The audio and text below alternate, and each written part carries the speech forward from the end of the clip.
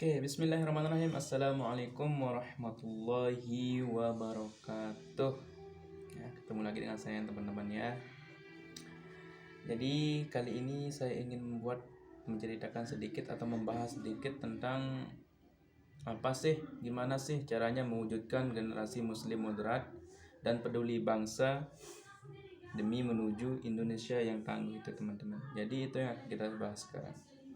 Jadi sebelum itu izinkan saya perkenalkan diri saya. Nama saya Muhammad Aditya Handayani Saputra dari Fakultas Sains dan Teknologi Prodi Biologi Universitas Islam Negeri Maulana Malik Ibrahim Malang teman-teman gitu. Oke. Pertama-tama marilah kita panjatkan rasa puji beserta syukur kita terhadap Allah Subhanahu wa taala yang masih memberikan kita kesempatan untuk berbicara, untuk bertatap muka, yang masih memberikan kita kesempatan kenikmatan yang begitu besar sehingga kita tidak bisa menghitungnya dengan kali ini.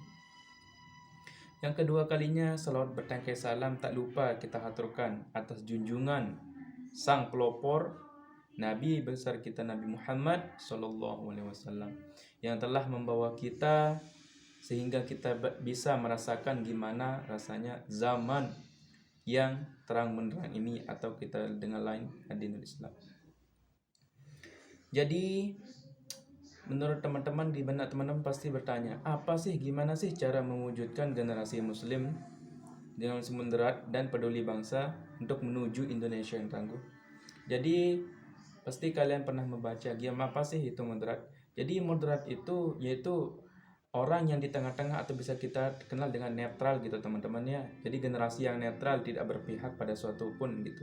Jadi tujuan kita di Indonesia itu yaitu menciptakan generasi muslim yang moderat, yang tidak berpangku pada apapun. Jadinya sudah percaya gimana Islam itu yang ada di Indonesia gitu teman-teman.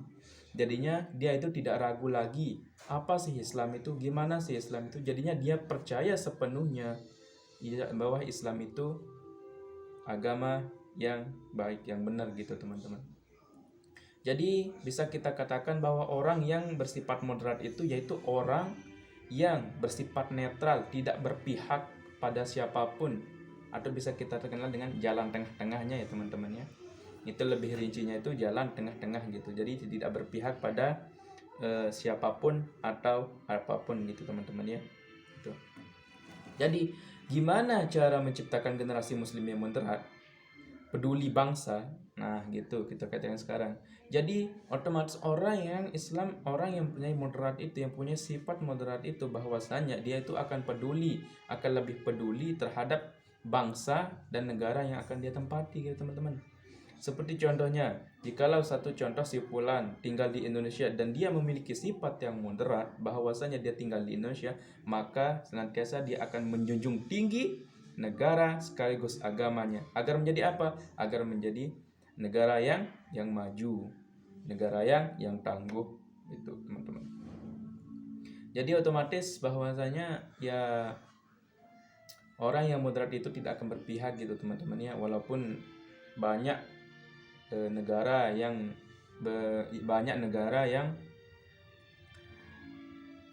bersekutu terhadap sama Indonesia gitu teman-teman, tapi dia akan tetap menjaga kesatuan bangsa ini bagi orang-orang yang moderat itu teman-teman gitu. Beda lagi dengan terorisme. Jadi kalau masalah terorisme itu orang-orang yang berpihak pada sesuatu gitu teman-teman, atau suatu kubu gitu ya gitu. Kalau orang yang terorisme atau orang yang percaya terhadap paham-paham yang begitu melenceng gitu teman-teman. Jadi orang moderat itu yaitu orang yang percaya pada satu gitu. Contohnya itu ya percaya pada Islam, percaya pada agama yang diturunkan oleh Allah, yang dibawa oleh Rasulullah Shallallahu Alaihi Wasallam gitu teman-teman. Jadi sifat modernisasi ini sudah berlangsung sejak zamannya Rasulullah Shallallahu Alaihi Wasallam dulu teman-teman. Banyak orang yang moderat dan banyak orang yang tidak moderat gitu teman-teman. Banyak orang yang memiliki sifat moderat dari dulu, generasi moderat, dan banyak juga orang yang tidak memiliki sifat moderat gitu teman-teman pada zaman Rasulullah SAW dulu. Jadi kita sebagai generasi muda penerus bangsa harus memiliki sifat moderat, teman-temannya, sifat moderat muslim moderat, harus menjadi muslim yang moderat atau percaya sepenuhnya terhadap apa yang kita pegang sekarang ini, teman-teman. Atau kita tidak berpihak pada suatu kubu atau suatu ras gitu, teman-teman. Kita satu, ingat, persatuan kita Bhinneka Tunggal Ika, berbeda-beda akan tetap satu gitu, teman-teman, walaupun dalam negara maupun agama gitu, teman-teman. Begitu banyak agama yang di Indonesia, jadinya kita tidak boleh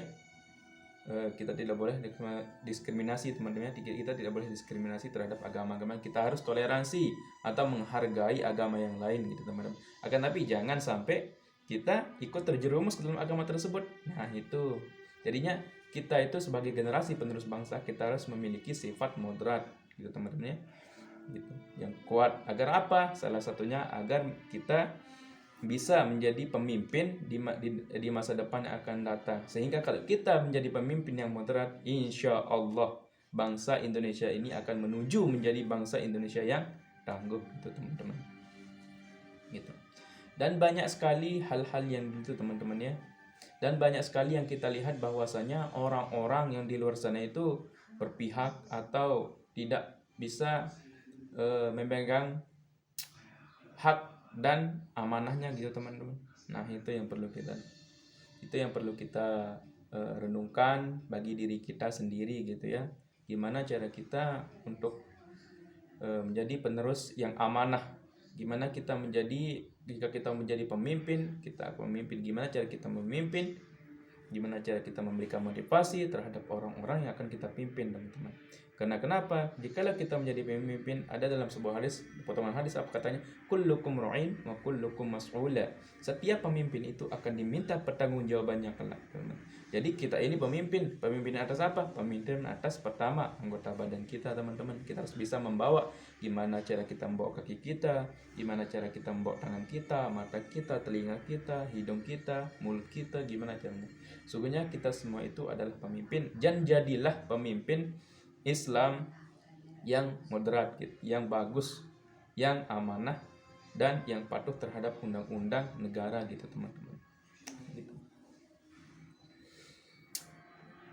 Jadi kita sekarang berada di dalam era 4.0, teman-teman, ya. Sudah banyak sekarang peristiwa-peristiwa yang tidak bisa kita sangka bakalan begini jadinya. Terlebih lagi kita di dalam situasi yang virus COVID ini, ya, teman-teman, ya, telah banyak terjadi sesuatu yang kita tidak sangka-sangka gitu, teman-teman, ya.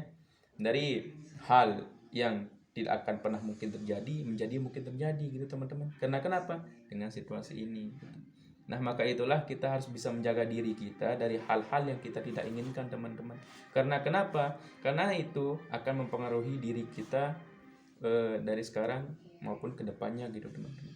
Kita harus bisa menjaga diri kita, gimana cara kita melakukan sesuatu, terus melakukan kebaikan, insya Allah pasti baik. Jika Allah ridho, insya Allah pasti akan ridho gitu, teman-teman.